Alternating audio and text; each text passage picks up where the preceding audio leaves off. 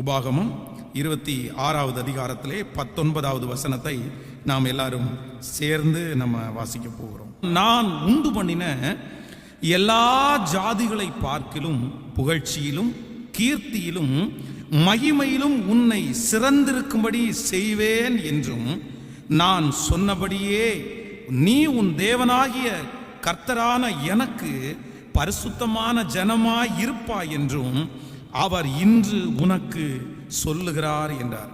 இந்த வசனத்திற்கு என்ன அர்த்தம் ஆண்டவரே? இந்த மாதம் ஜனங்கள் வேலைக்கு போவது குறைவு, நிறைய பேர் வீடுகளிலே இருந்துதான் வேலைகளை எல்லாம் செய்கிறார்கள். இந்த மாதம் ஒரு புகழ்ச்சி எப்படி வர முடியும் அப்படின்னு நிறைய கேள்விகள் எனக்குள்ளே எழும்பினாலும் ஆண்டவர் என்னுடைய இருதயத்தில் தெளிவா கர்த்தர் பேசினார். இல்லப்பா, இந்த மாதம் நான் சொல்லுகிற வார்த்தை, கர்த்தருடைய வார்த்தை, உனக்கு ஒரு புகழ்ச்சி வரும் என்று என் தேவ பிள்ளைகளுக்கு நீ சொல் என்று ஆண்டவர் எனக்கு அந்த வார்த்தையை இருதயத்திலே ஆணித்தரமாய் சொன்னதுனால தான் இன்றைக்கு இந்த நேரத்தில் உங்களோடு பேசுகிறேன். இந்த மாதம் கர்த்தராகிய ஆண்டவர் இந்த சத்தத்தை கேட்கிற ஒவ்வொருத்தருக்கும் வாக்கு கொடுக்கிறார். இந்த மாதம் ஆண்டவர் ஒரு புகழ்ச்சியை உங்களுக்கு தருவேன் என்று கர்த்தர் வாக்கு கொடுக்கிறார். பல வருஷங்களுக்கு முன்பாக உரைக்கப்பட்ட வாக்குத்தத்தம் தான் இந்த வாக்குத்தத்தம்.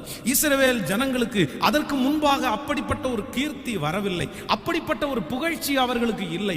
ஆனால் இந்த வாக்குத்தத்தம் ஆண்டவராலே எப்பொழுது ஜனங்களுக்கு அறிவிக்கப்பட்டதோ அன்றிலிருந்து இன்று வரை யூத ஜனங்கள் துரத்தப்பட்டார்கள். இஸ்ரவேல் ஜனங்களை வரைபடத்திலே உலக நாடுகளுடைய அந்த வரைபடத்திலே இல்லாதபடி அழிப்பேன் என்று கூட சொன்னார்கள். ஆனா நான் நம்புறேன், இன்று வரையிலும் அழிப்பேன் என்று சொன்னவர்கள் தான் அழிந்திருக்கிறார்கள். அது சின்ன நாடா இருக்கிறது, கொஞ்ச ஜனத்தொகையா இருக்கிறது. ஆனால் ஆண்டவர் சொன்ன இந்த வாக்குத்தத்தம் இன்றும் அவர்களுடைய வாழ்க்கையிலே நடப்பது உண்மையானால் அங்கிருந்து விஞ்ஞானிகள் எழும்புகிறார்கள், அங்கிருந்து பெரிய பெரிய பெரிய ஆட்களை ஆண்டவர் எழுப்புகிறார். எத்தனையோ நாடுகள் அந்த நாட்டினிடத்திலே போரிடுகிறார்கள், ஆனால் ஒருவராலும் ஜெயிக்க முடியவில்லை. குடியிருப்பு கிடைத்த சில மாதங்களுக்குள்ளே யுத்த அறிவிப்பு வருகிறது, ஆனா அவங்க ஜெயிக்க முடியல. நான் என்ன நம்புறேன் அப்படின்னா, இந்த தீர்க்க தரிசனமான வார்த்தை அந்த இஸ்ரவேல் தேசத்திற்கு ஜனங்களுக்கு நடந்து கொண்டிருக்கிறது உண்மையானால், இந்த சத்தத்தை கேட்கிற யாரா இருந்தாலும் இன்று ஆண்டவர் பேசுகிறார், வெகு சீக்கிரத்திலே ஒரு புகழ்ச்சி உங்களை தேடி வரும் என்று என் கர்த்தர் வாக்கு கொடுக்கிறார். கைகளை உயர்த்தி ஒரு ஹல்லேலூயா சொல்லலாம். ஒருவேளை நீங்கள் இந்த புகழ்ச்சியை விரும்பாதவர்களா இருக்கலாம். நான் என்ன பாஸ்டர் ஒரு புகழ்ச்சியை விரும்புறது? எனக்கு அப்படிப்பட்ட புகழ்ச்சிகளை எல்லாம் நான் விரும்பவே இல்லை. என்னை யார் புகழ போகிறா? நான் வயது சென்றவனானே, என்னை யாரும் புகழ வேண்டிய அவசியம் இல்லைன்னு கூட நீங்க சொல்லலாம். ஆனா ஆண்டவர் சொன்ன வார்த்தை மாறவே மாறாது. இந்த ஜெபத்திலே இருக்கிற ஆண்டவருடைய பிள்ளையே, எந்த பிள்ளையின் மூலமாய் நீ இகழ்ச்சியை அனுபவிக்கிறாயோ, ஒருவேளை என் பிள்ளையை நான் பெத்தெடுத்ததை எல்லாரும் கேவலமா சொல்றாங்க பாஸ்டர், என்னை எல்லாருமே ரொம்ப குறைவாய் பேசுகிறார்கள், என்னை தரம் தாழ்த்தி பேசுகிறார்கள்.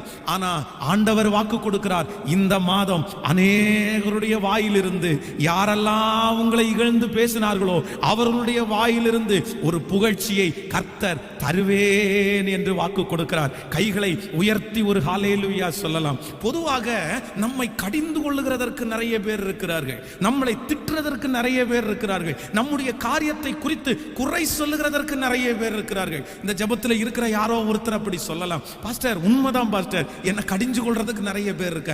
எப்போ ஒரு குறை நடக்கும், எப்போ இவங்க தப்பு பண்ணுவாங்க, எப்போ இவங்களை பேசலாம், எப்போ ஒரு குற்றம் கண்டுபிடிக்கலாம், எப்பொழுது இவனுடைய பேரை கெடுக்கலாம், எப்பொழுது தவறு செய்வார்கள் என்று ஒருவேளை உங்களை சுற்றி இருக்கிற நிறைய ஜனங்கள் உங்களை எதிர்பார்த்து கொண்டே இருக்கலாம். ஆனா ஆண்டவர் சொல்லுகிறார், அவர்கள் அப்படி எதிர்பார்த்து கொண்டிருக்கும் போது கர்த்தராகிய ஆண்டவர் உன் பக்கத்தில் வந்து சொல்லுகிறார், இல்ல நான் உனக்கு ஒரு புகழ்ச்சியை தருவேன் என்று கர்த்தர் வாக்கு கொடுக்கிறார். பல மாதங்களாய் பல வருடங்களாய் என்ன ஒருத்தர் அப்ரிஷியேட் பண்ண மாட்டாங்களா? என்ன ஒருத்தர் நல்லா இருக்குன்னு சொல்ல மாட்டாங்களா? நான் எப்ப அங்கீகரிக்கப்படுவேன்? நான் எப்போ முன்னாடி நிறுத்தப்படுவேன்? நான் எப்போ தட்டி கொடுக்கப்படுவேன்? எப்பொழுது என்ன பேசுவாங்க?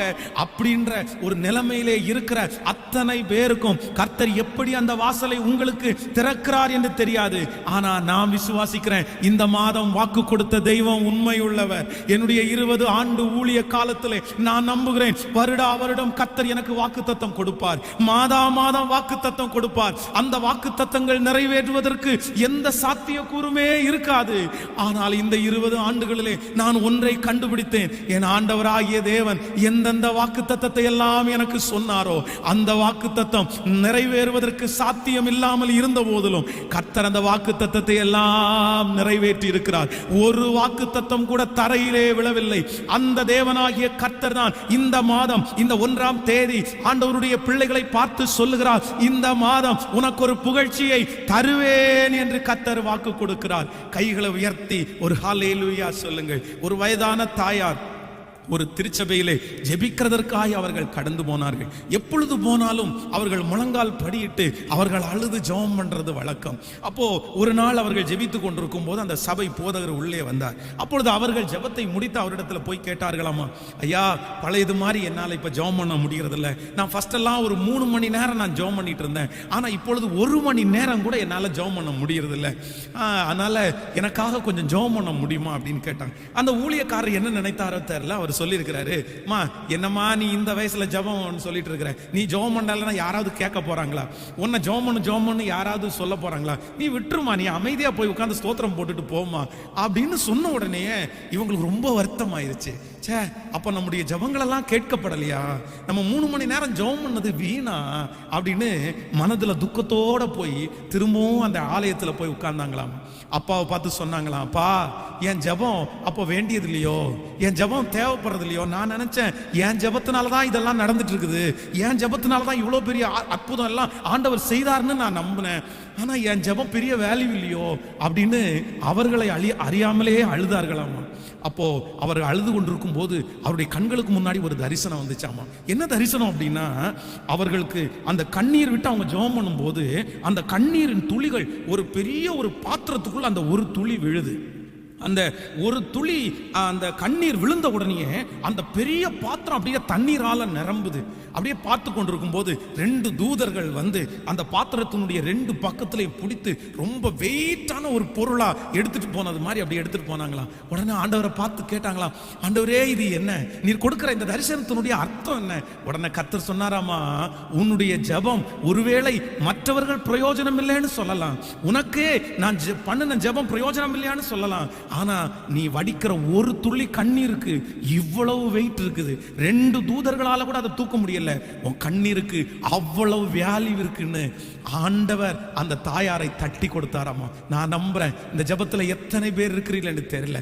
பாஸ்டர், என் பிள்ளைக்காக நான் உழைக்கிறேன், ஆனா ஒரு புகழ்ச்சியும் இல்லை. நான் 20 வருடமாய் 15 வருடமாய் நான் எவ்வளவோ பிரயாசம் எடுக்கிறேன், ஆனா என் கணவனாரிடத்திலிருந்து ஒரு புகழ்ச்சி எனக்கு வரல, என் பிள்ளையினிடத்திலிருந்து எனக்கு ஒரு புகழ்ச்சி வரல, என் மேனேஜர் எனக்கு ஒரு புகழ்ச்சி வரல, பக்கத்திலிருந்து எனக்கு ஒரு புகழ்ச்சி வரல. என்னை எல்லாருமே இகழ்கிறார்கள். நான் என்ன தவறு செய்தேன், நான் என்ன செஞ்சேன், நான் எது செஞ்சாலும் அதுல ஒரு குற்றம் கண்டுபிடிக்கிறாங்க, நான் எது செஞ்சாலும் அதுல ஒரு காரணத்தை சொல்றாங்க, எனக்கு ஒரு புகழ்ச்சி தேடி வராதா? ஆனால் ஆண்டவராகிய இயேசு கிறிஸ்து இன்றைக்கு அப்படி உடைந்து போய் இருக்கிற உள்ளத்தை பார்த்துதான் கர்த்தர் சொல்லுகிறார், இல்லை மகளே, இல்லை மகனே, நான் உனக்கு ஒரு புகழ்ச்சியை தருவேன். வெகு சீக்கிரத்திலே இந்த சத்தத்தை கேட்கிற ஒவ்வொரு தேவனுடைய பிள்ளைகளுக்கும் ஆண்டவர் ஒரு புகழ்ச்சியை தரப்போகிறார். கைகளை உயர்த்தி ஒரு ஹல்லேலூயா சொல்லலாம். ஜோஷுவாவை குறித்து வேதம் சொல்லுகிறது, அத்தனை நாட்களும் அவன் தேவ சமூகத்திலே வாழ்ந்தான். மோசே என்கிற தேவனுடைய மனுஷன் ஆண்டவருடைய ஆசரிப்பு கூடாரத்திலிருந்து கொஞ்ச நேரம் ஆண்டவரோட பேசிக்கொண்டு வெளியே போனான். ஆனா இவன் அப்படி இல்லை, ஆண்டவருடைய சமூகத்திலேயே உட்கார்ந்தான். அது மட்டுமல்ல, மோசே அந்த பெரிய பர்வதத்திலே ஏறி போகிறான். 40 நாட்கள் ஆண்டவரோட பேசிக்கொண்டே இருக்கிறான். அவன் ஆண்டவரோட பேசிக்கொண்டிருக்கும் போது அவனுக்கு நேரம் போறதே தெரியல. ஆனா அவன் ஒருத்தனை கூட்டிட்டு போறான். யார் அப்படின்னா ஜோஷுவா. 40 நாள் மோசையை காணலன்னு சொல்லி ஜனங்கள் தங்களை கெடுத்து கொண்டார்கள், நிர்வாணமானார்கள். தங்களுக்கு முன் சொல்லுகிறதுக்கு ஒரு தேவன் வேண்டும் என்கிறதற்காக ஒரு கண்டுக்குட்டியை செய்து அதற்கு முன்பாக அவர்கள் ஆடி பாடினார்கள். ஆனா 40 நாள் கூட்டத்தோட இருந்தவங்க மோசே வரலன்னு அந்த முடிவு எடுத்துட்டாங்க.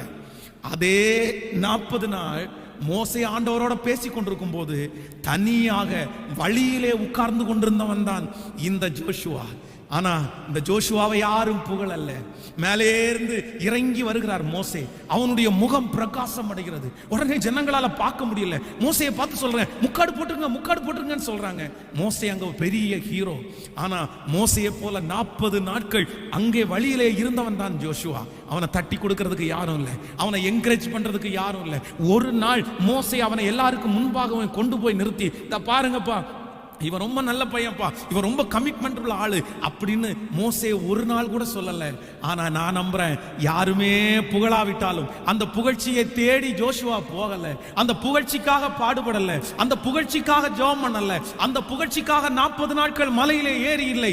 ஆனால் ஆண்டவர் ஒரு நாள் வருகிறார். அடுத்த இஸ்ரவேல் ஜனங்களுக்கு லீடராக ஜோஷுவாவை கர்த்தர் தெரிந்து கொள்கிறார். அவனை பார்த்து சொல்லும் போது சகல ஜனங்களுக்கு முன்பாகவும் ஆண்டவர் ஜோஷுவாவை கனப்படுத்தி சொல்லுகிறார், நான் மோசையோடு இருந்தது போல இவனோடு கூட இருப்பேன். எல்லாரும் உன் சொல்லுக்கு கீழ்ப்படிவார்கள். வேதம் சொல்லுகிறது, மோசையை பார்த்து கூட முறுமுறுத்தார்கள். ஆனா ஜோஷுவாவை பார்த்து ஒருவர் கூட ஒரு வார்த்தை சொல்ல முடியவில்லை. காரணம் என்ன அப்படின்னா, கர்த்தரே அவனை எல்லாருக்கும் முன்பாகவும் புகழ்ந்தார். நான் நம்புறேன், மனுஷன் புகழாததை குறித்து கவலைப்படாதீங்க. என் கணவனார் புகழலையேன்னு கவலைப்படாதீங்க. மேனேஜருக்கு இவ்வளவு உழைச்சேன் புகழல்லேன்னு கவலைப்படாதீங்க. ஏன் உங்களுடைய தலைமை அதிகாரி உங்களை புகழல்லேன்னு நினைச்சு நீங்க கவலைப்பட வேண்டியதில்லை. ஆனா நீங்க செஞ்ச அந்த வேலைக்கு இஸ்ரவேல் ஜனங்களுக்கு ஆண்டவர் ஒரு ராஜ்யத்தை அனுப்புகிறார். ஆனா அந்த ராஜ்யத்தில் இருக்கிற ஜனங்கள் எல்லாரும் ஓயாமல் உழைத்தார்கள். எல்லாருடைய தலைகளும் மொட்டையடிக்கப்பட்டது, எல்லாருடைய தோல் பட்டைகளும் உரிந்தது. வேதம் சொல்லுது, அவ்வளவு கஷ்டப்பட்டாங்க. ஆனா அவங்களுக்கு ஒரு புகழ்ச்சியுமே கிடைக்கல. அவங்க தலை மொட்டை அடிக்கப்படுகிற அளவுக்கு அவங்க வேலை செஞ்சாங்க, ஒரு புகழ்ச்சியும் கிடைக்கல. அவங்க தோள்பட்ட உரிகிற வரைக்கும் அவங்க கஷ்டப்பட்டாங்க, ஆனா ஒரு புகழ்ச்சியுமே கிடைக்கல. ஆனா ஆண்டவர் ஒரு நாள் அவங்களுக்கு முன்னாடி வந்து நின்று சொல்றாரு, எப்பா, உன் தலை மொட்டை அடிக்கப்பட்டுச்சு, உன் தோள்பட்ட உறிஞ்சிருச்சு, ஆனா உனக்கு ஒரு புகழ்ச்சியும் கிடைக்கல. நீ பயப்படாத, அந்த தேசத்தையே உனக்கு தருவேன், அந்த தேசத்தையே உனக்கு தருவேன். அந்த தேவனாகிய கர்த்தர் இந்த திருச்சபையில உலாவுகிறத பார்க்கிறேன், உங்க வீட்டில் உலாவுகிறத பார்க்கிறேன், உங்களோட பேசுகிறத பார்க்கிறேன். ஹல்லேலூயா. ஒரு புகழ்ச்சி உங்களை தேடி வரும். அந்த புகழ்ச்சி யார் தருவார்னா, கர்த்தரே உன்னை புகழுவார். பரலோகத்தில் நீ புகழ்ச்சியை அனுபவிப்பாய். கர்த்தர் பரிசுத்தவான்களுக்கு முன்பாக உன்னை புகழுகிறார். ஹல்லேலூயா. எப்படி முதலாவது இரத்த சாட்சியாகிய ஸ்தேவானை குறித்து வேதம் சொல்லுகிறது, அந்த ஸ்தேவானை பரலோகம் புகழ்ந்ததோ அதே போல கர்த்தர் உன்னை புகழுவேன் என்று வாக்கு கொடுக்கிறார். கரங்களை அசைத்து ஒரு ஹல்லேலூயா சொல்லுங்கள். எத்தனை பேர் விசுவாசிக்கிறீர்கள்? நீங்கள் வேதத்திலே நீங்கள் ரொம்ப அழகாய் வாசிப்பீர்களே, ஆனால் வேதம் நமக்கு சொல்லுகிறது, 1 சாமுவேல் 26ஆம் அதிகாரம் 25வது வசனத்தில் வாசிக்கும் போது சொல்லுகிறது, உன் எதிராளியை வைத்து கர்த்தர் உன்னை புகழ வைப்பார். சங்கீதக்காரனாகிய தாவீதிற்கு மிகப்பெரிய எதிராளியாய் சவுல் ராஜா இருந்தார். எங்கு போனால் அவனை துரத்தி கொண்டே இருந்தார். சவுல் ராஜா தாவீதை கொல்ல வேண்டும் என்று நினைத்தார். ஐயோ, நீ எனக்கு மிகப்பெரிய எதிராளி. ஒருவேளை யாராவது ஒருவர் தாவீதை அந்த சவுல் ராஜாவுக்கு முன்பாக புகழ்கிறார்கள் என்றால் அவனால் அதை தாங்கிக் கொள்ளவே முடியாது. என்ன, எனக்கு 1000 கொடுத்தாங்க, அவனுக்கு 10000 கொடுத்தாங்களா, என்னால டார்கெட் பண்ண முடியாது. அவனை எப்படி புகழலாம்? அவன் சின்ன பையன், நான் ராஜா அப்படின்னு அவனை புகழுகிறதை பொறாமையாய் நினைத்தார். அவனுக்கு விரோதியாய் மாற்றப்பட்டார். ஆனா நீங்க வேதத்துல போய் வாசிச்சு பாருங்க, 26ஆம் அதிகாரம் 25வது வசனம் சொல்லுகிறது, எந்த சவுல் ராஜா இந்த தாவீதை இகழ்ந்தாரோ அந்த எதிரியே தாவீதை புகழுகிற அளவிற்கு கர்த்தர் அவனை நிறுத்தினார். நான் தீர்க்க தரிசனமா சொல்றேன், இன்றைக்கு இந்த ஜெபத்தில் இருக்கிற ஆண்டவருடைய பிள்ளைகளே, உன்னுடைய எதிரியினுடைய வாய் உன்னை புகழ கர்த்தர் வைக்க போகிறார். விசுவாசிக்கிறீங்களா? இன்னைக்கு உங்களுக்கு எதிரியா இருக்கிறாங்களா? ஹல்லேலூயா. இன்னைக்கு யாராவது உங்களை இகழ்ந்தா கை கொட்டி சிரிக்கிறதற்கு ஆயத்தமா இருக்கிறாங்களா? இன்னைக்கு எதிர்பார்க்கிறாங்களா? இன்னைக்கு உனக்கு அப்படி நடக்கணும்னு நினைச்சிட்டு இருக்கிறாங்களா? கர்த்தராகிய ஆண்டவர் வாக்கு கொடுக்கிறார், இல்ல, ஒரு நாள் உன்னை நான் புகழுவேன். கர்த்தரே உங்களை புகழுவார். எதிரிக்கு முன்னாடி கர்த்தர் உங்களை புகழுவார். நான் சொல்றேன், ஆண்டவர் உங்களை புகழும் போது உங்க புகழ்ச்சியை புடுங்கிறதற்கு ஒருவராலும் முடியாது. ஆண்டவர் உங்களை புகழுவாரேயானால் உங்க சத்துருக்கள் உங்களை புகழ்ந்துதான் ஆகணும். கர்த்தர் இன்னைக்கு அதான் வாக்கு கொடுக்கிறார், மகனே, அவங்க புகழாட்டி என்ன, நான் உன்னை புகழுவேன். நான் உன்னை புகழும் போது அந்த புகழ்ச்சியை தடுக்கிறவன் யார்? ஒருத்தரும் கிடையாது. எதிர்த்து நிற்க முடியாது. அவனை ஏன் புகழ்கிறீங்கன்னு கொஸ்டின் கேட்க முடியாது. அவனை ஏன் புகழ்கிறீங்கன்னு அவனுக்கு விரோதமாய் எழும்ப முடியாது. ஏன்னா ராஜாதி ராஜா உன்னை புகழும் போது உனக்கு விரோதமாய் ஒருவரும் நிற்க முடியாது. அவர்கள், நான் சொல்றேன், கர்த்தர் கை தட்டும் போது அவங்க கைகளை தட்டித்தான் ஆக வேண்டும். அவர்கள் முன்பாக கர்த்தருனை புகழ்ச்சியாய் உங்களை வைக்கிறவர். ஆமென் சொல்லுங்கள். கைகளை உயர்த்தி ஒரு ஹல்லேலூயா சொல்லுங்கள். உங்களை புரிந்து கொள்ளாத ஜனங்கள் உங்களை புகழுவார்கள். அப்படியே நான் நம்புகிறேன், சுற்றி இருக்கிற எல்லா இடத்திலையும் ஒரு புகழ்ச்சியை தருவார். ஒரு வாலிப தம்பியை எடுத்து பார்த்தா அந்த வாலிப தம்பியை உங்க அப்பா புகழணும், உங்க அம்மா புகழணும், உங்க பாஸ்டர் புகழணும், உங்களுடைய மேனேஜர் உங்களை புகழணும். நான் இது சொல்லும் போது புகழ்ச்சியை தேடி போங்கன்னு நான் உங்களை சொல்லலை. நான் உடனே புகழ்ச்சியை தேடி போங்க, அவங்க புகழ்கிறதுக்காக அவங்களை ஐஸ் வச்சிருங்க, இதெல்லாம் நான் சொல்லலை. ஆனா ஒரு தேவனுடைய பிள்ளைக்கு அந்த விருப்பம் வேணும், உங்களை புகழணும். நான் உண்மையிலே ஆண்டவருடைய பிள்ளைகளை புகழ்ச்சியை தேடி போனேன் அப்படின்னு சொல்ல வரல. ஆனா அப்படி ஒரு ஆசைப்பட்டிருக்கிறேன். நான் திருச்சபையிலே சின்ன பையனாக அந்த திருச்சபையில் எல்லா பிலிவர்ஸ் மாதிரி நானும் ஒரு பிலிவராக இருக்கும்போது நான் அப்படியே கீழே உட்காந்து நினைப்பேன், பலிபீடத்தில் பாஸ்டர் பிரசங்கம் பண்ணணும்னு நினைக்கிறேன். என்னைக்காவது ஒரு நாள் நம்முடைய பாஸ்டர் என்னை கூப்பிட்டு முன்னாடி நிற்க வச்சு, இது ஒரு நல்ல பையன், இவன் ரொம்ப ஜெபம் பண்ணுற பையன், இவன் ஒரு பரிசுத்தமாக வாழ்கிற பையன், இவன்கிட்ட கேளுங்க, இவன் நிறைய ஆண்டவரை பற்றி சொல்லுவான் அப்படின்னு எங்கள் பாஸ்டர் ஒரு நாள் என்னை எல்லாருக்கும் முன்னாடியும் அப்படி சொல்கிறது மாதிரி நடக்கணும்னு நான் ரொம்ப ஆசைப்பட்டேன். அதற்காகவே நிறைய காரியத்தை நான் விட்டு கொடுத்து கர்த்தர் சமூகத்தில் ஓடி வந்தேன். ஆனால் நான் நம்புறது மாதிரியே நான் அப்படி நினைச்சது தப்பா சரியானு கூட தெரியல. ஆனால் எங்களுடைய ஆவிக்குரிய என்னுடைய தகப்பனார், எங்கள் பாஸ்டர் மரிக்கிறதுக்கு முன்னாடி அது நடந்துருச்சு. நான் அந்த சர்ச்சில் இருக்கும்போது அது நடக்கல. சர்ச்சை விட்டு வெளியே வந்து பைபிள் காலேஜில் படித்து முடிச்சுட்டு ஒரு பாஸ்டர் ஆகி கடந்த சில ஆண்டுகளுக்கு முன்பாய் எங்கள் பாஸ்டர் எனக்கு சர்ச்சில் ஒரு மீட்டிங் வைக்கும்போது எல்லாருக்கும் முன்னாடியும் அப்படியே எங்கள் பாஸ்டர் சொன்னார், இவன் ஒரு தேவ மனுஷன், இவன் ஒரு கர்த்தரோட நடக்கிற பிள்ளை, இவன் ஜெபம் பண்றவன், இவன் நல்லா ஊழியம் பண்றவன் அப்படின்னு எல்லாருக்கும் முன்னாடியும், நம்ம பிள்ளையா இருந்து கூட இவ்வளோ பெரிய ஊழியம் செய்யறானேன்னு எல்லாருக்கும் முன்னாடியும் அவர் சொல்லும் போது அப்படியே கண்ணு நிறைஞ்சு கர்த்தருக்கு நன்றி சொன்னேன். ஏன் வந்துச்சு அப்படின்னா, நான் நம்புறேன் அதை கர்த்தர் என்ன புகழ்ந்துட்டாரு, கர்த்தர் என் ஊழியத்தை புகழ்ந்துட்டாரு, கர்த்தர் என் ஜெபத்தை புகழ்ந்துட்டாரு, கர்த்தர் என் தியாகத்தை புகழ்ந்துட்டாரு. ஆண்டவர் புகழ்ந்த உடனே எல்லாரும் புகழ ஆரம்பிச்சாங்க. அப்படியே விரோதிங்க எல்லாம் புகழ ஆரம்பிச்சாங்க, எதிராய் எழும்புறவங்க எல்லாம் புகழ ஆரம்பிச்சாங்க. ஸோ இன்றைக்கு இந்த 1ஆம் தேதி எல்லாரும் உங்க கையை உயர்த்தி ஃபர்ஸ்ட் என்ன ஜெபிக்கணும்னா, ஆண்டவரே நீங்க என்ன புகழணும், ஆண்டவரே கர்த்தருடைய புகழ்ச்சியை வாங்கணும், கர்த்தர் உங்களை அப்ரிசியேட் பண்ணணும், கர்த்தர் உங்களை தட்டி கொடுக்கணும், கர்த்தர் உங்களை தட்டி கொடுக்கணும். மனுஷன் இல்ல கர்த்தர் உங்களை அங்கீகரிக்கணும், கர்த்தர் உங்களை ஆசீர்வதிக்கணும். நீ பெஸ்ட் அப்படின்னு ஆண்டவர் உங்களை பார்த்து சொல்லணும். அதான் ஆண்டவர் மோசையை குறித்து சொல்லும்போது ரொம்ப சொல்றாருல, என் தாசனாகிய மோசையோ அப்படிப்பட்டவன் அல்ல, அவன் என் வீட்டில் எங்கும் உண்மை உள்ளவன். எவ்வளவு பெரிய வார்த்தை! இந்த வார்த்தையை உங்களை பார்த்து ஆண்டவர் சொல்லுவாரா? உங்களை பார்த்து ஆண்டவர் சொல்ல முடியுமா? அப்போ ஆண்டவருடைய புகழ்ச்சிக்கு நீங்க தூரமா நிக்காதீங்க, ஆண்டவரத்துல கேளுங்க, கையை உயர்த்தி கேளுங்க, இயேசுவே நீங்க என்ன புகழ்கிற மாதிரி நான் நடக்கணும்னு சொல்லுங்க. சத்தமா ஜெபம் பண்ணுங்க. நீங்க புகழ்கிற ஒரு வாழ்க்கை எனக்கு வேணும், நீங்க புகழ்கிற ஒரு பரிசுத்தம் எனக்கு வேணும், நீங்க புகழ்கிற ஒரு ஜெப வாழ்க்கை எனக்கு வேணும். ஆண்டவரே நீங்க புகழ்கிற ஒரு தியாகம் எனக்கு வேணும். நீங்க என்ன தட்டி கொடுக்கணும், நீங்க என்ன தட்டி கொடுக்கணும். இதோ என் தாசன் அப்படின்னு ஆண்டவர் சொல்லணும், இதோ என் பிள்ளை அப்படின்னு சொல்லணும். தாவீதை பார்த்து தான் சொல்றாரு, என் இருதயத்திற்கு ஏற்ற தாசன். இந்த வார்த்தையெல்லாம் வாங்குறது எவ்வளோ பெரிய விஷயம். நான் இதுக்கெல்லாம் ரொம்ப ஆசைப்படுவேன், நான் இதுக்கெல்லாம் ரொம்ப ஆண்டவரத்தில் அழுதுருக்கிறேன். சில நேரத்தில் ஆண்டவரத்தில் ஜெபம் பண்ணும்போது அப்படி தான் ஜெபம் பண்ணுவேன், ஆண்டவரே உங்களை பார்த்து யாராவது ஒருத்தர் கோயம்புத்தூரில் உங்களை யாருக்கு தெரியும், யாரை உங்களுக்கு தெரியும் ஏசப்பா அப்படின்னு யாராவது உங்களை பார்த்து கேட்டா, தூதர்கள் உங்களை பார்த்து கேட்டா ஃபர்ஸ்ட் நீங்கள் என்ன சொல்லணும் அப்படின்னா, எனக்கு பென்ஸை தெரியும்னு நீங்கள் சொல்லணும் ஆண்டவரே, முதல்ல என் பேரை நீங்கள் சொல்லணும் ஆண்டவரே. அப்படி நான் ஜெபம் பண்ணியிருக்கிறேன், அப்படி ஜெபம் பண்ணுவேன். உடனே அது ஒரு சந்தோஷமா இருக்கும். அப்படி என்னமோ ஆண்டவர்கிட்ட அப்படி யாரோ ஒருத்தர் கேட்குற மாதிரியும், ஆண்டவர் உடனே என் பேரை சொல்ற மாதிரியும் அப்படி எனக்குள்ளேயே ஒரு சந்தோஷம் வந்து அப்படியெல்லாம் ஜெபம் பண்ணியிருக்கிறேன். நீங்க ஆசைப்படுறீங்களா? ஆண்டவருடைய பிள்ளைகளை, தேவ பிள்ளை ஆசைப்படுறீங்களா? ஆண்டவர் உங்களை புகழணும்னு ஆசைப்படுறீங்களா? மனுஷனுடைய புகழ்ச்சி வீண். மனுஷன் இன்னைக்கு புகழுவான், நாளைக்கு புகழ மாட்டான். அவன் மாறி மாறி புகழுவான். சிலர் சொல்லும் போது புகழுவான், மற்ற மாதிரி நம்மளை தூசிப்பாங்க. இங்க நம்ம கண்ணுக்கு முன்னாடி நல்லா பேசுவாங்க, வெளியில போய் தப்பா பேசுவாங்க. ஆனா ஆண்டவர் அப்படி இல்லை, ஆண்டவர் அப்படி இல்லை. கர்த்தர் புகழுவார், கையை மேல உயர்த்தி, ஆண்டவரே நீங்க புகழுகிற ஒரு வாழ்க்கை சொல்லுங்க, சொல்லுங்க. நல்ல கையை மேல உயர்த்தி அதுக்காக ஆசைப்படுங்க, அதுக்காக ஜெபம் பண்ணுங்க. ஊர்ல இருக்கிற எல்லாருமே உன்னை புகழ்ந்தாலும் கர்த்தர் உன்னை புகழணும், கர்த்தர் உன்னை புகழணும்.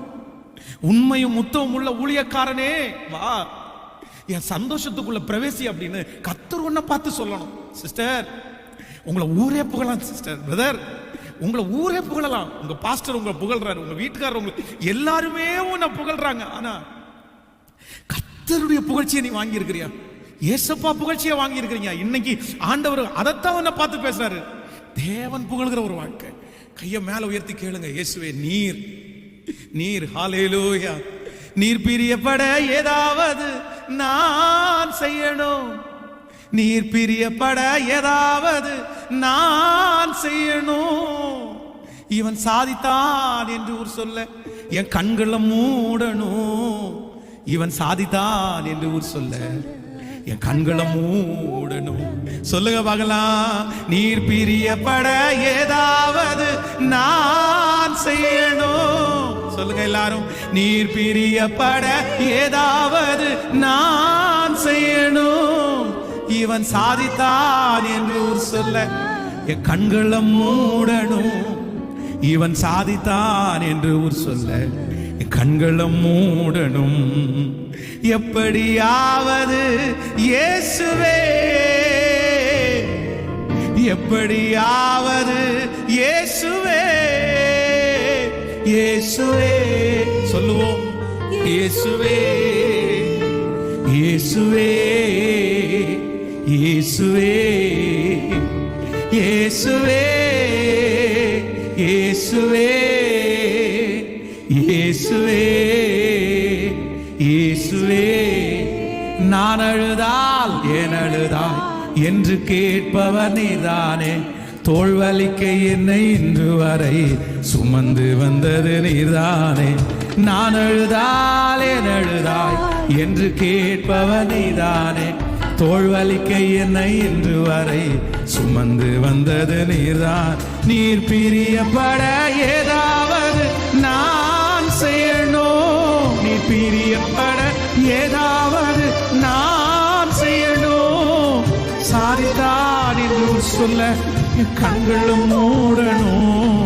இவன் சாதித்தான் என்று ஒரு சொல்ல என் கண்கள். கைய மேல உயர்த்தி எப்படியாவது இயேசுவே சொல்லுங்க சத்தமா. ஆண்டவரே, யாவது இயேசுவே, இயேசுவே, இயேசுவே, இயேசுவே, இயேசுவே, இயேசுவே, இயேசுவே, இயேசுவே,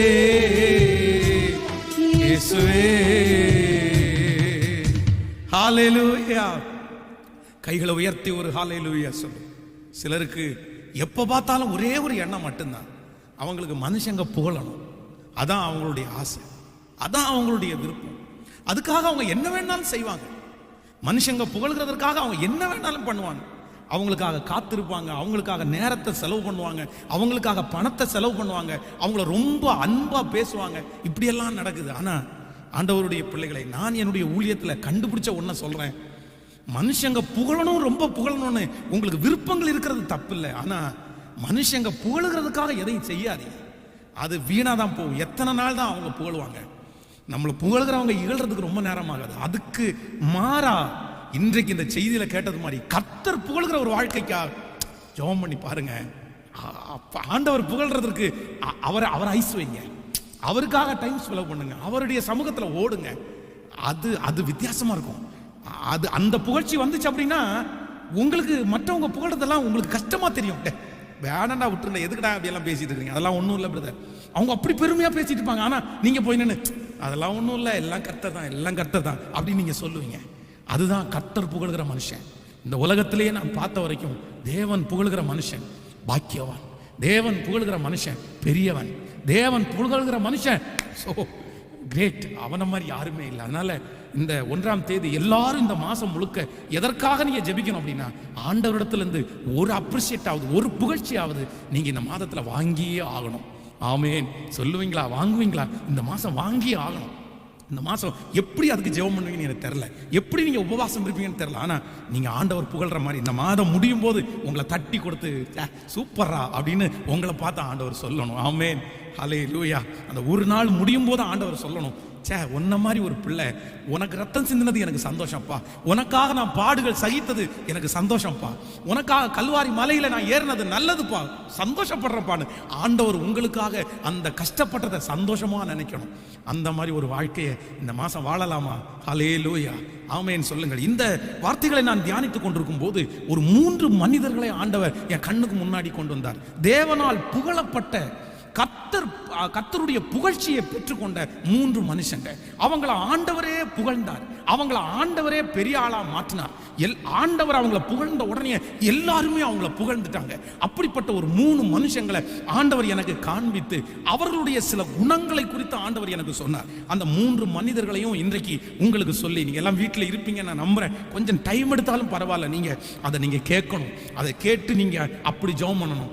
தேவனால் புகழப்பட்ட 3 மனிதர்கள். தேவன் ஒரு மனிதனை எப்பொழுது புகழ்வார் அப்படின்னு கூட நீங்க வச்சுக்கலாம். நம்பர் 1, முதலாவதாக ஒரு மனுஷனை குறித்து நம்ம வாசிக்க போகிறோம். 1 சாமுவேல் எடுத்துக்கொள்ளுங்கள். 1 சாமுவேலின் புஸ்தகம் 3ஆம் அதிகாரத்தை நாம் எடுத்துக்கொள்ளலாம். 1 சாமுவேல் 3ஆம் அதிகாரத்திலே ஸ்தோத்திரம் 19வது வசனத்தை நம்ம வாசிக்க போகிறோம். 1 சாமுவேல் 3ஆம் அதிகாரம் 3ஆம் அதிகாரத்திலே 3ஆம் அதிகாரம் 19வது வசனத்தை சேர்ந்து வாசிக்கலாமா? சாமுவேல் வளர்ந்தான், கர்த்தர் அவனோடே கூட இருந்தார், அவன் தம்முடைய எல்லா வார்த்தைகளிலும் ஒன்றாகிலும் தரையிலே போடப்படவில்லை. நீங்கள் 20வது வசனம், சாமுவேல் கர்த்தருடைய தீர்க்கதரிசிதான் என்று தான் முதல் பெயர்சபா மட்டுமுள்ள சகல இஸ்ரவேல் ஜனங்களுக்கும் விளங்கினது. கர்த்தர் பின்னும் சீலோவிலே தரிசனம் தந்தருளினார். கர்த்தர் சீலோவிலே தம்முடைய வார்த்தையினாலே சாமுவேலுக்கு தம்மை வெளிப்படுத்தினார். இன்னொரு விஷயம் கூட 20வது வசனத்தை வாசிக்கிறேன். சாமுவேல் கர்த்தருடைய தீர்க்கதரிசிதான் என்று தான் முதல் பெயர்சபா மட்டும் உள்ள சகல இஸ்ரவேலருக்கும் விளங்கினது. நன்றாய் கவனிங்கள் ஆண்டவருடைய பிள்ளைகளே, இந்த இடத்திலே சாமுவேல் என்கிற ஒரு பிள்ளை ஆண்டான் அப்படின்னு தான் நான் அவரை சொல்லணும். சாமுவேல் என்று சொன்ன உடனே நமக்கு தீர்க்கதரிசி அப்படின்னு தான் ஞாபகம் வருது. இவர் சாதாரணமான தீர்க்கதரிசி அல்ல, இஸ்ரவேல் ராஜாவை முதல்ல அபிஷேகம் பண்ண தீர்க்கதரிசி. அது மட்டுமல்ல, தாவீதை ராஜாவாக அபிஷேகம் பண்ண தீர்க்கதரிசி. இவர் அப்படியே நடந்து வந்தா ஜனங்களுடைய இருதயம் எல்லாம் அப்படியே பதைக்கும். நீ அங்க இருந்தே கேட்பாங்க, நீ வர்றது நல்ல செய்தியா துக்க செய்தியா? அவர் வர்றாருனாலே காரணத்தோட தான் வர்றாரு அப்படின்னு ஆண்டவரிடத்துல நேரடியாய் பேசுகிற மனிதன். ராஜாக்கள் கூட ஏதாவது செய்யணும் அப்படின்னா இவருக்கு முன்னாடி போய் நிற்பாங்க, ஐயா செய்யலாமா வேண்டாமா ஐயா அப்படின்னு. அதே போல ஆண்டவர் ஏதாவது தேசத்திற்காக செய்ய நினைச்சா, ராஜா கிட்ட ஏதாவது சொல்ல விரும்பினா கர்த்தர் முதல்ல போய் சாமுவேலை தான் சந்திப்பாரு. டேய் போய் சொல்றா, அவனுக்கு இந்த மாதிரி எல்லாம் நடக்கணும்னு சொல்றா, இந்த விஷயத்தை எல்லாம் செய்யணும்னு சொல்றா அப்படின்னு கர்த்தருக்கும் மனுஷனுக்கும் இடையில நிற்கிறவர் தான் இந்த சாமுவேல் தீர்க்கதரிசி. இந்த சாமுவேல் தீர்க்கதரிசியை குறித்து வேதம் சொல்கிறது, தான் முதல் பெயர்சபா வரைக்கும் கிட்டத்தட்ட இஸ்ரவேல் முழுக்க எல்லாருக்குமே அவர் தீர்க்கதரிசி, எல்லாருக்குமே தெரியும். சின்ன பிள்ளையை கேட்டு பார்த்தாலும் சாமுவேல், ஐயோ அது ஆண்டவருடைய பிள்ளை. எப்படி இந்த புகழ்ச்சி வந்துருச்சு? யார் இவரை புகழ்த்தினாங்க? இவர் புகழ்ச்சி அடைகிறதுக்கு என்ன செஞ்சாரு? இவர் பராக்கிரமசாலியா? ஒரு யுத்தம் பண்ணினாரா? ஒரு சண்டை போட்டு ஜெயிச்சாரா? இல்லைன்னா ஏதாவது ஒரு அற்புதம் பண்ணாரா அப்படின்னு கேட்டா எதுவும் சொல்லல. ஆனா நான் ஆண்டவரே இவரை இவ்வளோ பெரிய புகழ்ச்சிக்கு நடத்துவதற்கு இவர் என்ன செஞ்சார் அப்படின்னா, ஆண்டவர் என்னுடைய இருதயத்துல பேசின ஒரு வார்த்தை, தேவ சமூகத்துல அவன் இருந்தான். சாமுவேல் தேவ சமூகத்துல அவன் வளர்ந்தான். அவங்க அம்மா அவனை சின்ன குழந்தையில பால் குடி மறந்த உடனே கொண்டு போய் சர்ச்சில் விட்டுட்டாங்க. அவன் ஏலி என்கிற ஒரு வயதான ஐயாவுக்கு அவன் பணிவிடைக்காரனா இருந்தான். அவர் எப்ப கூப்பிட்டாலும் போய் ஐயா என்ன வேணும், அவருக்கு தண்ணி கொடுத்து அவருக்கு துணி துவச்சு போட்டு அவரை ரொம்ப கவனமா பார்த்துட்டு இருந்தான். ஆனா தேவ சமூகத்திலே இருந்தான். அவனுக்கு முன்பாக தவறான உதாரணங்கள், ஏலியின் பிள்ளைகளோ பேலியாளின் மக்களா இருந்தார்கள். அவங்க ஆலயத்திற்கு வருகிற ஸ்திரீகளோடு அசுத்தம் பண்ணினாங்க, விபச்சாரம் பண்ணினாங்க, சாப்பாடு நல்லா சாப்பிட்டாங்க. அங்கே அவர்கள் இறைச்சியை கொடுக்கும் போது இல்ல இல்ல எங்களுக்கு பச்சை இறைச்சி தான் வேணும் அப்படின்னு சொல்லி தீவிரமா போய் வாங்கி அதை டேஸ்ட் பண்ணி சாப்பிட்டாங்க. மாமிச பிரியர்களாய் அவர்கள் இருந்தார்கள். மாமிச பிரியர்களாய் மட்டுமல்ல, விபச்சாரக்காரர்களா இருந்தார்கள். இவனுடைய ஏஜ் தான் அவங்களும், இவனை மாதிரி தான் அவங்களும். ஊழியக்காரனுடைய பிள்ளைகள் முன்மாதிரியா இல்லை. ஆனா தனக்கு முன்பாக எத்தனையோ முன்மாதிரிகள் சரியில்லாத போதிலும் இந்த சாமுவேல் தீர்க்கதரிசி என்ன பண்ணுனா அப்படின்னா தேவ சமூகத்திலேயே இருந்தான். ஆண்டவர் அங்க பேசணும்னு சொல்லும் போது ஆண்டவர் தீர்க்கதரிசி, அவனுக்கு முன்னாடி ஒரு ஐயர் இருக்காரு, அவனுக்கு முன்னாடி ஒரு ஊழியக்காரர் இருக்காரு. அவர்கிட்ட போய் ஆண்டவர் பேசல, இவனை விட்டு போய் சாமுவேலே சாமுவேலேன்னு கர்த்தர் அவனிடத்துல பேசினார். ஆண்டவருடைய பிள்ளையே, உங்களுக்கு ஒரு பேக்ரவுண்டும் இல்லாம இருக்கலாம், உங்களுக்கு ஒரு பின்னணியும் இல்லை, உனக்கு ஒரு மேனேஜர் இல்லை, உங்களுக்கு ஒரு படிப்பு இல்லை, உங்களுக்கு ஒரு சொத்து இல்லை, நீங்க ஆளு பலத்துல இல்லை, உங்களுக்கு அழகு இல்லை, உங்களுக்கு எதுவுமே இல்லை. நான் எல்லாம் எப்படி பாஸ்டர் புகழ முடியும்? என்னை யாராவது புகழுவாங்களா? நான் ஒரு புகழ்ச்சிக்கு நேரா வருவேனா? அவங்க என்னத்தை சொல்லி என்ன புகழுவாங்க? அவங்க புகழ்கிறதுக்கு என்னிடத்துல ஒண்ணுமே இல்லையே அப்படின்னு இந்த செய்தியை கேட்டுட்டு இருக்கிறீங்களா? உங்களுக்காக தான் ஆண்டவர் பேசுறாரு. சாமுவேலை ஆண்டவர் தான் முதல் பெயர்சபா வரைக்கும் அவனை கீர்த்தியும் புகழ்ச்சியுமாய் வைக்கிறதற்கு காரணம் வேற எதுவும் இல்லை, தேவ சமூகம் அவனை கீர்த்தியும் புகழ்ச்சியுமா வச்சிருச்சு. இன்றைக்கு இந்த ஜெபத்திலே கலந்து கொண்டிருக்கிற ஆண்டவருடைய பிள்ளையே, நீ தேவ சமூகத்திலே மட்டும் இருப்பாயானால், தேவ பிரசன்னத்துக்குள்ளே இருப்பாயானால் உனக்கு ஒண்ணுமே தேவையில்லை, உனக்கு எந்த சொந்தங்களும் உனக்கு தேவையில்லை, உனக்கு ஒரு பின்னணி தேவையில்லை, உனக்கு ஒரு அழகு தேவையில்லை, ஓஹோ உனக்கு யாருமே இல்லைனாலும் பரவாயில்லை. கர்த்தருடைய சமூகம் உன்னை ஒரு பட்டணத்துக்கு அல்ல, 2 பட்டணத்துக்கு அல்ல, உலகத்திற்கே உன்னை கொண்டு போய் நிறுத்தும், உலகத்திற்கே உன்னை புகழ்ச்சியாக கொண்டு போய் நிறுத்தும். கர்த்தர் மட்டும் சாமுவேலை போல உன்னை புகழ்வாரே ஆனால் தான் முதல் பெயர்சபா வரைக்கும் உன் பெயர் விளங்கும். அதுதான் நம்முடைய ஆண்டவர். ஹல்லேலூயா. சோ நம்பர் 1, முதலாவதாக ஆண்டவர் உங்களை புகழ வேண்டும் என்றால் நீங்க என்ன பண்ணணும் அப்படின்னா, தேவ சமூகத்திலேயே இருக்கணும், கர்த்தர் சமூகத்துல காத்து கிடக்கணும். ஆண்டவருடைய சமூகம் உங்களை ஆறுதல் படுத்தணும், ஆண்டவருடைய சமூகம் உங்களை தேற்றணும், ஆண்டவருடைய சமூகம் உங்களை சந்தோஷப்படுத்தணும், ஆண்டவருடைய சமூகம் உங்களுக்கு கற்றுக் கொடுக்கணும், ஆண்டவருடைய சமூகம் உங்களை இந்த பாதையில போ அப்படின்னு சொல்லி உங்களை நடத்தணும். நீங்க பெற்றுக்கொள்ளுகிற ஒன்றும் கர்த்தர் சமூகம் தான் உங்களுக்கு வாங்கி கொடுக்கணும். உங்கள்கிட்ட ஒன்று எடுக்கிறது கூட கர்த்தர் சமூகம் தான் எடுக்கணும். அப்படி தேவ சமூகம், தேவ சமூகம், தேவ பிரசனம் அப்படி கிடந்துட்டீங்கன்னு வைங்களேன், நீங்க வெளியே வர வேண்டாம், உங்களை யாரும் வெளியே கொண்டு வரவும் வேணாம், நீங்க அதுக்காக ஒரு முயற்சியை எடுக்க வேண்டாம். என்னைக்கோ ஒரு நாள் திடீர்னு எழும்பி நிற்பீங்க. அப்போ சுற்றி இருக்கிறவங்க எல்லாம் கேட்பாங்க, டே இவன் எங்கடா இருந்தா, இத்தனை நாள் எங்கடா இருந்தா, நீ எங்கடா இருந்த, உன்னை இதுவரைக்கும் பார்த்ததே இல்லையே. திடீர்னு உங்களுக்கே அது ஆச்சரியமா இருக்கும். நீங்க நீங்க நீங்க நிக்க முடியாதுன்னு சொன்ன இடத்துல கர்த்தர் உங்களை நிக்க பண்ணுவார். நீங்க பேச, இந்த மனுஷன்ட்ட எல்லாம் பேச முடியுமா, அப்படி அந்த மனுஷனுக்கு முன்னாடி கர்த்தர் உங்களை பேச வைப்பாரு, கொண்டு போய் நிப்ப வச்சு. இவங்க உட்கார்ந்துருக்க மேடையில நம்ம உட்கார முடியுமா, அங்க கர்த்தர் உங்களை கொண்டு போய் உட்கார வச்சிருப்பாரு. இது புதுசா இருக்கு, இவன் யாரா இது புதுசா வந்தான் அப்படின்னு அவங்களுக்கு பார்க்கறதுக்கு புதுமையா தெரியும். ஆனா உங்களுக்கு மட்டும்தான் தெரியும், நீங்க ஆண்டவருடைய சமூகத்தில் அப்படியே உலாவுனதுனால கர்த்தர் எல்லாருக்கும் முன்னாடியும் உங்களை அப்படியே கொண்டு போய் நிக்க வைப்பார். நான் நம்புறேன் ஆண்டவருடைய பிள்ளைகளை. எனக்கு எந்த பேக்ரவுண்டும் எனக்கு இல்லை, என்னுடைய தகப்பனும் தாயும் ஒரு பெரிய பேக்ரவுண்ட் உள்ளவர்கள் அல்ல, அவர்கள் ரொம்ப சாதாரணமானவங்க, ரொம்ப குடிசை தொழில், குடிசையில் இருக்கிறவங்க. எங்களுடைய ஃபேமிலி இருக்கிற எங்கள் அண்ணன் தம்பியும் பெரிய ஆட்கள் யாருமே இல்லை, எல்லாருமே சாதாரணமான ஆட்கள். என் குடும்பத்தில் இருக்கிறவங்க எல்லாருமே ஒரு சாதாரணமான ஆட்கள். என்னுடைய வாழ்க்கையில படிக்க வச்சாங்க, ஆனால் என்னால் படிக்க முடியல, படிப்புலையும் இல்லை, அழகுலையும் இல்லை, பெரிய பவர் தைரியசாலியும் இல்லை. ஆனால் நான் நம்புறேன், திடீர்னு ஆண்டவர் ஒரு நாள் எல்லாருக்கும் முன்பாகவும் ஆண்டவர் என்னை கொண்டு வந்து நிறுத்தினார். ஆனா நான் இந்த புகழ்ச்சியை தேடல, இப்படி நான் வந்து நிப்பேன்னு நான் நினைக்கவும் இல்லை, இப்படி வந்து நிக்கணுன்றதுக்காக நான் ஜெபிக்கல, இப்படி வந்து நிக்கணுன்றதுக்காக நான் உபவாசம் இருக்கல, இப்படி நிக்கணுன்றதுக்காக ஆண்டவருடைய சமூகத்துல நெருங்கல. ஆனா என்னமோ ஆண்டவரை எனக்கு ரொம்ப பிடிக்கும், ஆண்டவரை நான் விரும்புவேன், அவருடைய அன்பு என்னை ரொம்ப தொட்டுருச்சு.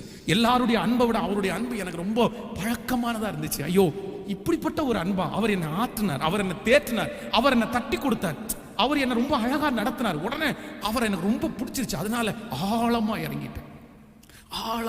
அதான் நான் சாட்சியில சொன்னது போல சில என்ன வேணாலும் பண்ணுவேன், அப்படியெல்லாம் நான் செஞ்சேன். மணலை வாரி போட்டு முழங்கால நிற்பேன், எதெல்லாம் பண்ண தோணுதோ அதெல்லாம் பண்ணுவேன். பண்ணும் போதெல்லாம் ஆண்டோட கேட்பேன், இது எனக்கு கஷ்டமா தெரியல. ஏன் அப்படின்னா, நீங்க உங்களுக்கு செய்யணும்ப்பா, நான் நீங்க செஞ்சுக்கீங்க, உங்களுக்காக இது கூட நான் செய்ய மாட்டேனா, உங்களுக்கு கூட இதை கூட பண்ண மாட்டேன். அப்படியெல்லாம் பண்ற தியாகத்தை வந்து துக்கமா செய்யல, கடினமா செய்யல, ரொம்ப ஹாப்பியா சந்தோஷமா கர்த்தருக்கு இதெல்லாம் செய்யறோம் அப்படின்னு செஞ்சேன். ஆனா ஆண்டவர் இன்று இந்த வயதிலேயே, சின்ன வயதிலேயே கர்த்தர் தூக்கி எடுத்து அவருடைய ஊழியத்திற்காக வேறு விரித்து கொண்டு வந்து நிக்க வச்சு, இன்றைக்கு ஒரு சில இடங்கள்ல ஒரு சில மக்களுக்கு, இன்னைக்கு இந்த லைவ்ல கூட கேட்கிற உங்களுக்கு கூட தெரிகிற அளவுக்கு ஆண்டவர் என்னை கொண்டு வந்து நிறுத்தி இருக்கிறார்ல. உங்களுக்கு யாருக்காவது என்ன தெரியுமா? என் ஊர் என்ன தெரியுமா? எங்க அம்மா அப்பா யாருன்னு உங்களுக்கு தெரியுமா? என் படிப்பு என்னன்னு தெரியுமா?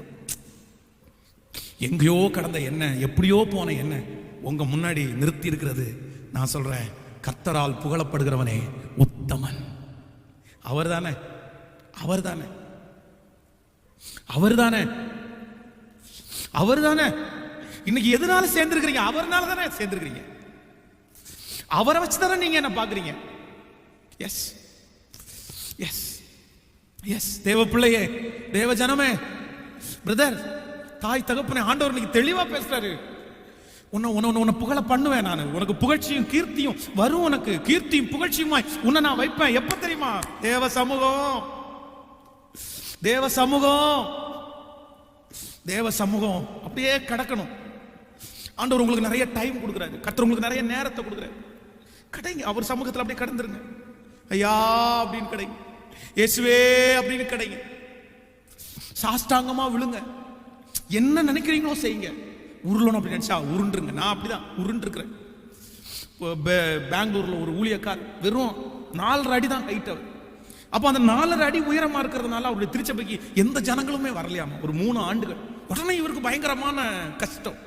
நான் 4.5 அடி இருக்கிறேன்னு சொல்லி யாருமே எங்கிட்ட ஜெபம் பண்ண கூட வர மாட்டேங்கிறாங்க. சர்ச்சுக்கு ஒருத்தரும் வர மாட்டேங்கிறாங்க. ஆண்டவரே, அப்போ மனுஷன் என்ன 4.5 அடின்னு பார்த்துட்டு வர மாட்டேங்கிறான், நீங்களும் என்ன 4.5 அடின்னு தான் பாக்குறீங்களா? அப்ப ஏன் ஜனங்கள் வரல அப்படின்னு ஆண்டவரத்துல உடனே பேசி, இல்ல இல்ல நான் உங்களை விட மாட்டேன், நீங்க உண்மை உள்ளவர், உங்களுக்கு தெரியும் அப்படின்னு சொல்லி கட்டின சர்ச்சில் அங்கேயும் இங்கேயும் அப்படியே உருள்ருவாருங்க. எனக்கு ஆத்துமாக்களை தாங்க அப்படின்னு கர்த்தர் திடீர்னு ஒரு 3 ஆண்டுகளுக்குள்ள 500 பேரை கர்த்தரை வச்சு அவர்களே கொடுத்தாரு. 500 பேரை. ஸோ அப்போ என் ஆண்டவர் அதெல்லாம் விரும்புறாரு. ஹல்லேலூயா. நம்பர் 1, முதலாவதாக கர்த்தர் யாரை புகழுவார்? ஆண்டவருடைய புகழ்ச்சி யாருக்கு கிடைக்கும் அப்படின்னா, யார் ஒரு மனிதன் தேவனுடைய தேவ சமூகத்தில் உட்கார்றானோ அவனை கர்த்தரே புகழுவார். அவரே கொண்டு வந்து நிறுத்துவார். நீங்க ஒரு கஷ்டமும் பட வேணும். ஒரு கஷ்டம், உங்களுக்கு தாளத்தில் பாட தெரியாது, உங்களுடைய குரலும் நல்லா இருக்காது, ஆனா ஆண்டவர் அவர் நல்லவர். ஹல்லேலூயா, ஹல்லேலூயா. நான் இன்னைக்கு நினைக்கிறேன், இன்னைக்கு ஓரளவாவது பாடுறேன், சும்மா ஒரு தாளத்துக்கு தகுந்த மாதிரியாவது பாடுறேன், தொண்டை நல்லா இருந்தா. ஆனால் ஒரு காலத்தில் வந்து பாடும்போது பார்த்தீங்க அப்படின்னா 3 வருஷம் பைபிள் காலேஜில் அந்த பாட்டு போட்டியில் ஒரே பாட்டு பாடினாலும் நான் தான். ஏன்னா அந்த ஒரு பாட்டு மட்டும்தான் தாளம் தப்பாமல் பாட தெரியும்.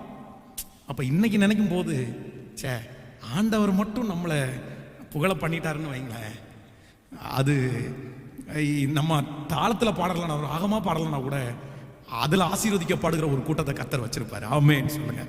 கையை மேலே உயர்த்தி இப்போ சொல்லுங்க, ஆண்டவரத்தில் இந்த 1ஆம் தேதி ஒப்பு கொடுக்குறேன், உங்க சமூகம் எனக்கு வேணும் ஆண்டவரே சொல்லுங்க. சிஸ்டர், தேவ சமூகம் உங்களை உயர்த்தும்.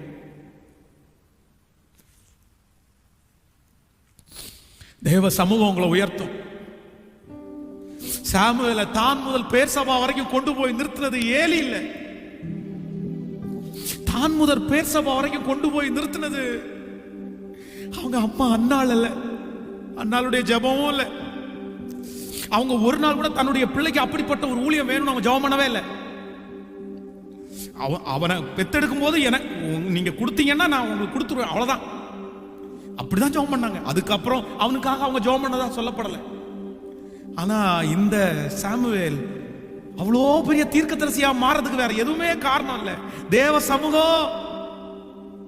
கையை உயர்த்தி, இயேசுவே உங்க சமூகத்துல நான் கடக்கணும், நீங்களே ஒரு நாள் என்ன தூக்கி மலை மேல நிறுத்தணும் சொல்லுங்க. இந்த சத்தத்தை வாலிப தம்பி தங்கச்சி கேட்பான்னா சொல்லுமா, நீ ஆண்டவரை பார்த்து புகழ்ச்சி புகழ்ச்சி புகழ்ச்சி புகழ்ச்சி புகழ்ச்சின்னு எங்கேயுமே அலைய வேண்டாம். நான் சொல்றேன், உங்களை புகழ்ச்சி ஆக்குறது கர்த்தர். உங்களை புகழ்ச்சி ஆக்குறவர் கர்த்தர். உங்களுக்கு ஒரே ஒரு நம்பிக்கை மட்டும் இருக்கட்டும், உங்களை சுற்றி எது நடந்தாலும் அதை குறித்து கவலைப்படாதீங்க. உங்களுக்கு எது தீமையா நடந்தாலும் கர்த்தர் நியமிச்சிருக்கிறாரா, கர்த்தர் நடத்துறாரா, விட்டுருங்க. அவர் அவர் அவர் பார்த்துக்குவாரு. இல்ல பாஸ்டர் இப்படி இல்லைன்னா நான் வெற்றி அடைய மாட்டேன். யார் சொன்னா? யார் சொன்னா? பாஸ்டர் அவன் விரோதமா எழும்பிடுவான் பாஸ்டர், அவன் பொறாம பிடிச்சவன் பாஸ்டர். யார் சொன்னா? ஆண்டவர் ஆசீர்வதிக்க நினைத்ததை தடுப்பவன் யார்? யாரால முடியாத ஆண்டவருடைய பிள்ளைகளே. ஆனால் உங்களுக்கு எல்லாருக்கும் ஒரு நம்பிக்கை வேணும். என்ன நம்பிக்கை அப்படின்னா, என் ஆண்டவர் எந்த இடத்துல என்னை உயர்த்தினார்னா அந்த உயர்வை தடுக்க ஒருத்தராலும் முடியாதுன்ற நம்பிக்கை உங்களுக்கு வேணும். நான் நம்புறேன், இந்த எஸ்தர் ராஜாத்தி கீர்த்தியும் புகழ்ச்சியுமாய் வர்றதுக்கு வேற எதுவுமே காரணம் இல்லை. அவளுடைய ஒரே நம்பிக்கை, நான் என்னதான் பண்ணினாலும் ஆண்டவர் நினைக்காம நான் அந்த ஆசீர்வாதத்தை பெற்றுக்கொள்ள முடியாது. ஹல்லேலூயா. எத்தனை பேர் ஆமோதிக்கிறீங்க? இந்த மாதத்தினுடைய இந்த முதல் நாள் ஆண்டவர் வாக்கு கொடுக்கிறாரு, தேவ பிள்ளையே, நான் உன்னை கீர்த்தியும் புகழ்ச்சியுமாய் நான் வைப்பேன். நான் உன்னை கீர்த்தியும் புகழ்ச்சியுமாய் நான் வைப்பேன். உங்க பிள்ளையை குறித்து குறை பேசுற நாவும் சீக்கிரமா புகழ்ச்சியாய் பேசுகிற நாள் வரும்.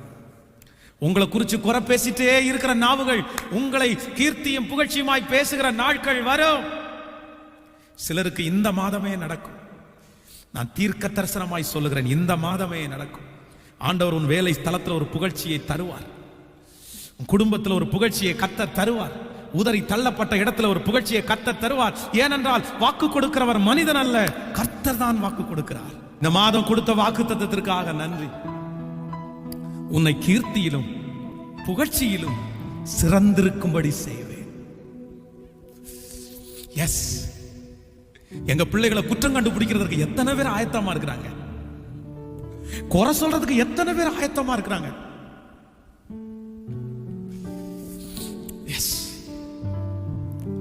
ஒருத்தர் அவங்கள புகழ்ந்துட்டானாலே அப்படியே அவங்களுக்கெல்லாம் அப்படியே எரிஞ்சிடறாங்கப்பா. அவங்க வயிறெல்லாம் எரியுது. சே, அவளை போய் புகழ்ந்துட்டாங்களே, அவனை போய் புகழ்ந்துட்டாங்களே.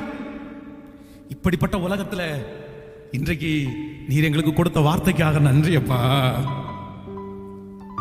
நீர் எங்களை புகழ்வீரானால் யார் எதிர்த்து நிற்க முடியும்? எந்த மனுஷன் எடுத்து நிற்க முடியும்? நீர் புகழ்கிற ஒரு மனுஷனுக்கு எதிரி இல்ல. ஹல்லேலூயா. சாமுவேல், யோசேப்பு, எஸ்தர், இவங்க தலைமையில எல்லாம் வச்ச புகழ்ச்சி அது உங்க புகழ்ச்சி. அந்த புகழ்ச்சி எங்க தலை மேல ஆம் என்றும், என் பிள்ளைங்களுடைய தலையின் மேல ஆமேன் என்றும், இந்த ஜெபத்துல கலந்து கொள்கிற ஒவ்வொருத்தருடைய குடும்பத்தின் மேலும் பிள்ளைகள் மேலும் அப்படியே அப்படியே அப்படியே அப்படியே உங்க பிரசன்னம் எங்களை முழுவதுமாய் நடத்தட்டும். நீர் கூட இரும். இயேசுவின் மூலம் ஜெபம் ஏறெடுக்கிறோம் நல்ல பிதாவே.